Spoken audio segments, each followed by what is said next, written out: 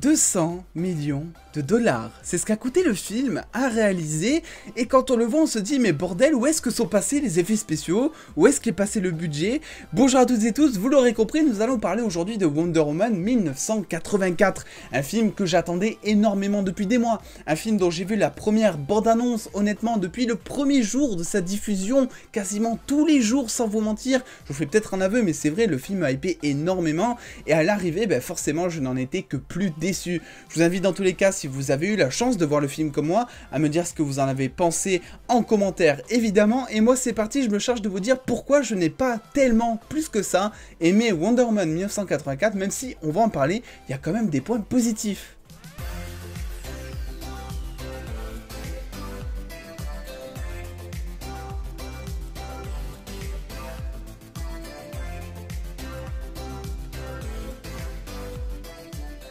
Et oui, déjà, ce qu'il faut commencer par dire, c'est que effectivement, j'ai pas attendu la venue du film en salle de cinéma en France pour pouvoir le regarder tout bonnement, parce que je commençais déjà à me faire spoiler par certains de mes abonnés par MP sur Instagram qui sont déjà bloqués depuis, vous inquiétez pas, mais aussi de la part de certaines sources américaines forcément, sur Twitter notamment.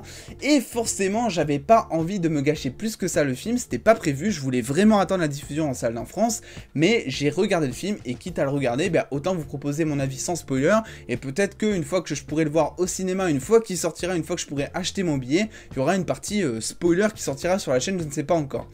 Malgré tout, il n'y a pas vraiment eu besoin de spoil pour me gâcher le film, dans le sens où il n'y a pas vraiment grand chose qui vaille le coup d'être regardé dans ce film. La réalisation est vraiment très, on va dire, pas très originale, pas très marquante. Je me rappelle notamment du premier Wonder Woman, quand on y pense, on pense direct à deux séquences qui nous viennent en tête, notamment Diana qui marche notamment dans le No Man's Land, donc cette fameuse séquence qui est au ralenti, totalement badass, bien que très légère niveau effets spéciaux aussi, mais on a voilà tout le charisme de Diana qui ressort enfin.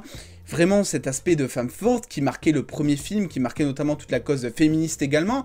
On a également, bien que le méchant soit totalement non charismatique, à la fin de Wonder Woman, premier du nom, on avait cette fameuse séquence de fin avec cette bouillie d'effets spéciaux, mais dont on se rappelle également pour être très armagedonesque, on va dire finalement. Mais ce film, j'ai pas, honnêtement, même en réfléchissant, de séquence qui me vient directement en tête tout bonnement, parce qu'il n'y a rien de spectaculaire pour un film de super-héros. Ils essaient pourtant, il y a vraiment des idées en termes de réalisation, des mouvements de caméra, des scènes qui sont vraiment originales et qui pourraient vraiment donner quelque chose si elles avaient un impact ou si vraiment elles montraient quelque chose de plus exceptionnel. Mais le problème c'est que certaines mises en scène sont utilisées dans des plans qui servent notamment à rien. Et je parle notamment de plans qui servent à suivre Steve, qui est un personnage qui ne sert alors strictement à rien dans ce film, j'ai envie de vous dire. Et c'est très malheureux parce que c'est un personnage dont on attendait la venue depuis des mois, c'est un personnage dont on s'est demandé finalement mais comment ça se fait qu'il soit de retour. On essayait de comprendre pourquoi, voilà, on attendait tous une raison très hypante finalement d'avoir ce fameux retour de Steve. Et au final, je peux vous dire quelque chose, c'est que le retour de Steve est totalement médiocre, c'est le cas de le dire, c'est le pire truc scénaristique. Vraiment, je sais pas où est-ce qu'ils sont allés pondre cette idée, mais c'est un des trucs les plus légers scénaristiquement parlant pour faire revenir un mort à la vie, entre guillemets. Et pire que ça, c'est que ce qui le fait revenir, entre guillemets, à la vie, c'est aussi ce qui sert de noyau au film durant tout le fil rouge de l'intrigue. Donc forcément, avec ça, c'était très compliqué de faire un bon film, malgré par contre qu'il y ait un casting honnêtement qui se donne les moyens. Honnêtement, tous les acteurs sont vraiment insane, et je pense notamment le premier moi qui me vient en tête, c'est notamment donc Pedro Pascal qui joue donc le grand méchant, Maxwell Lord, qui voilà est un personnage qui dans ce film est assez adapté très différemment finalement des comics. Il a vraiment pas le même aspect, le même rôle on va dire que dans les comics d'ici si vous les avez lus, mais il est très attachant, il joue très bien l'acteur. Et c'est peut-être l'acteur, le personnage qui ressort le plus du film, tout bonnement parce qu'il a aussi peut-être le plus de développement et le plus d'accroche, on va dire, au terme du film. C'est un fil rouge qui nous accroche depuis le début jusqu'à la fin du film, tout bonnement parce qu'on comprend les motivations du méchant. Et ça, ce sont vraiment les meilleurs méchants. Un méchant, je vais prendre Thanos par exemple chez Marvel, on le considère comme méchant, mais on comprend pourquoi il veut faire ça. Il a des, on va dire, il a des intentions qui sont légitimes, même si c'est plus le moyen de s'y prendre, sombre, qui va pas tellement, on va dire. C'est également le cas pour Maxwell Lord, il a vraiment des intentions qui sont, entre guillemets, respectables, on va dire, mais il s'y prend mal, il s'est pris au piège à quelque chose, entre guillemets, et donc forcément, à la fin, il finit méchant, j'ai envie de vous dire. L'autre méchante qui est présente également, c'est Cheetah, et là je suis assez content finalement, parce que durant la bande-annonce, c'était vraiment un méchant dont je craignais un petit peu l'aspect au niveau design, au niveau effets spéciaux. C'est vrai que durant les premières bandes annonces, c'était pas un méchant qui rendait très bien à l'écran. On sait que les bandes annonces, voilà, c'est jamais des effets spéciaux qui sont totalement terminés. C'est pour ça que je me laissais un petit peu la liberté de voir le film avant de parler de Cheetah. Mais honnêtement, elle est super bien réussie. Moi, c'est un personnage que j'ai adoré suivre honnêtement. Un personnage qui peut être très touchant, bien que maladroit à certains moments, notamment à la fin. Quelque chose de très cliché notamment, ou même une transformation qui est très, on va dire, brusque d'un coup. On s'attendait peut-être à quelque chose de plus subtil, j'ai envie de vous dire. Mais voilà, les méchants, pour moi, c'est clairement le point principal, l'intérêt scénaristique de ce film. Pourquoi il faut le regarder? C'est pour les méchants, c'est pour Pedro Pascal et c'est pour Kristen Wiig notamment, qui joue à merveilleusement bien finalement ces rôles de méchants. Et à côté, t'as les gentils avec une Gal Gadot qui, elle, forcément, est toujours au top, hein, malgré tout, même si son fil scénaristique, cette fois-ci, n'est pas totalement au top pour une fois. Mais elle fait le taf en termes d'actrice, elle a vraiment des scènes qui sont marquantes en termes de jeu facial plutôt, on va dire.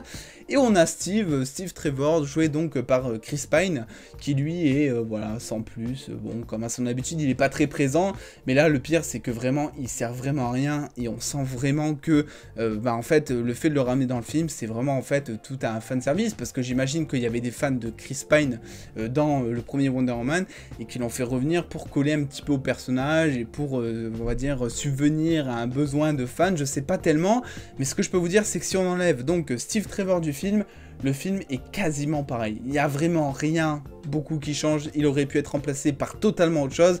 Je vous laisserai vous faire votre propre avis dans tous les cas quand vous regarderez le film. Ça, il n'y a pas de souci. La chose qui m'inquiète aussi, c'est que donc le film, donc, comme le premier, est donc réalisé par Patty Jenkins. Et niveau réalisation, on en a parlé, c'est qu'il n'y a rien de très marquant, c'est très brouillon par moment, il n'y a rien vraiment de très spectaculaire, il n'y a pas vraiment nos héros qui sont mis en avant, il n'y a pas tout l'héroïsme du héros qui est mis en avant, et ça c'est très dommage, parce que notamment dans le premier Wonder Woman, on avait vraiment cette impression de Diana qui était très forte, très femme forte, très féministe entre guillemets, et avec tout le charisme qui ressortait, et c'est vrai que là, durant tout le film, je pense qu'on est tous d'accord pour dire ça, Diana est vue un petit peu plus comme une faible qu'autre chose. Mais malgré tout, je trouve qu'elle s'en est bien sortie, Patty Jenkins, parce qu'il y a certains plans, comme je vous l'ai dit, qui sont intéressants, notamment les décollages de Wonder Woman, il y a ses pouvoirs, entre guillemets, qui évoluent, entre guillemets, on va dire, mais ça, c'est intéressant la façon dont elle a mis en scène. Mais après, ce sont plus les effets spéciaux de type réaliste. Donc on l'a vu avec notamment la scène qui a été dévoilée sur Twitter donc par HBO Max notamment, la fameuse scène où Wonder Woman court, qui était totalement horrible niveau effets spéciaux. Et là c'est pareil, en fait ils ont rien changé, c'est ce qui est totalement normal, c'est pas une bonne annonce, les effets spéciaux n'ont pas bougé, la scène est pareille, et c'est pour ça qu'on se retrouve à la fin avec un film qui est totalement très inégal en fait sur les effets spéciaux pendant toute la durée. Et la durée, parlons-en, parce que c'est quand même un film qui dure 2h30, et le film aurait pu facilement, je pense, durer 2 heures, voire peut-être 1h50, on va dire grand max. Il y a trop de remplissage, on a 1 heure de film au départ qui met énormément à démarrer, parce qu'en fait, ils veulent donner un aspect, justement, Marvel. On le sait depuis Aquaman, on le sait depuis Shazam. C'était pas vraiment quelque chose qui m'avait dérangé, on va dire. Et pourtant, dans ce film, ça y est, on y est, c'est officiel. Wonder Woman, DC en général, Warner se marvelise, et c'est pas pour le meilleur du monde, j'ai envie de vous dire malgré tout. Voilà, on a des scènes qui sont très gênantes, et je pense notamment à la scène du centre commercial au début, que l'on a vu dans la bande-annonce, qui est une scène totalement surjouée par l'ensemble des acteurs, une scène qui est aussi très mal filmée, qui met très mal en avant Diana qui est en train de se battre, sauf sur certaines certaines scènes que l'on voit notamment durant la bande-annonce notamment. Donc voilà, c'est très compliqué, j'ai envie de vous dire, mais malgré tout, voilà, on a nos héros. Il y a aussi les décors qui sont très excellents pour le coup. C'est des décors qui mettent en avant donc les décors de 1980, on va dire, avec notamment des belles voitures, les espèces de tailleurs en V, je sais pas exactement comment ça s'appelle, mais voilà, c'est plutôt bien fidèle à l'époque, j'ai envie de vous dire, même si j'y ai pas forcément vécu, mais d'après ce que je connais, c'est assez fidèle. La musique également l'est aussi. On a aussi quelque chose de très marquant, notamment quand le personnage de Cheetah arrive à l'écran, on a vraiment une musique qui fait, on va dire, beaucoup plus bestiale, j'ai envie de vous dire. Donc ça, c'est plutôt cool parce que j'adore, moi, quand il y a des thèmes musicaux qui font en sorte de correspondre à chaque personnage. Et Cheetah, du coup, parlons-en parce que c'est vrai qu'elle a un développement qui est assez intéressant au départ et on va dire décevant à la fin. Elle a un personnage qui est très attachant. Donc mine de rien, envers le spectateur, c'est quelque chose qui fonctionne très bien. Mais par la suite, on la voit de moins en moins à l'écran. Et à la fin, c'est vraiment un méchant, on va dire, totalement banal. Et notamment, ce qui est banal, c'est le cliffhanger, la séquence de fin. Oh, inoubliable. Encore plus inoubliable, je pense, et on en reparlera dans quelques mois, voire peut-être quelques années, notamment, je suis pas contre, mais je pense que la scène de fin de Wonder Man 1984 est encore plus inoubliable que la scène de fin du premier Wonder Man, alors qu'il y avait déjà énormément de problèmes. Alors, je sais que Patty Jenkins a déclaré qu'en gros Warner lui avait demandé de changer la fin du film, je sais plus pour quelle raison, mais en gros la scène du film, la fin de scène du film, que l'on a eu l'occasion, que l'on a l'occasion de voir dans Wonder Man 1984, c'est pas celle qui était prévue de base, mais elle a quand même dit que finalement, à force de la voir, elle était contente de cette scène et tout. Alors je vois pas tellement pourquoi, parce qu'il n'y a rien qui va, et vu qu'on spoil pas, je peux pas vraiment vous dire pourquoi, mais il y a pas de cohérence qui est faite, notamment avec les aptitudes de Cheetah, on va dire. Il y a des choses qui sont totalement irréalistes par rapport à ce qu'on nous vend en début de film. Donc c'est vrai que cette scène, elle est vraiment inoubliable, enfin semi-scène, parce que évidemment après, vous en doutez, il y a quand même un face-à-face entre Wonder Man et Maxwell Lord, on va dire. Et cette scène n'est pas totalement, on va dire, non plus insane, j'ai envie de vous dire. Alors c'est sûr qu'il y a énormément de philosophie, il y a énormément d'idées dans le personnage de Diana, c'était déjà le cas dans le premier film, j'ai envie de vous dire, mais par contre ce qui est chiant c'est que finalement il n'y a rien de concret à se mettre sous la dent. Maxwell Lord est un personnage qui est très intéressant dans le film mais qui est très mal adapté et qui dans les comics est beaucoup plus puissant que ce qui est montré dans le film. Donc on peut être déçu, je pense que les lecteurs de comics peuvent être déçus en voyant Maxwell Lord et en voyant tout le déroulement qu'il a dans le film, ils peuvent être déçus face à Wonder Woman, voir un petit peu comment le personnage se comporte.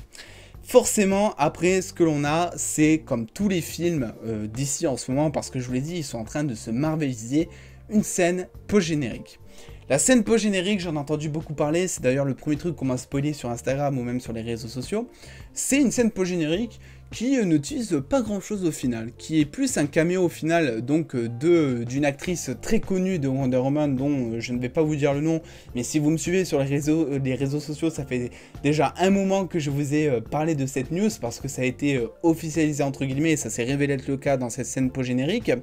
Mais au final, on sait, ça a été déclaré par Patty Jenkins et aussi par Gal Gadot, on sait que ils n'ont pas pour projet au final de nous faire revenir une suite de Wonder Man 1984. Maintenant, ils savent pas tellement comment ça va se faire parce que Gal Gadot a dit que, en gros, d'après pour extrapoler, elle a dit que elle ferait une suite si et seulement si c'est donc Patty Jenkins qui réalisait la suite.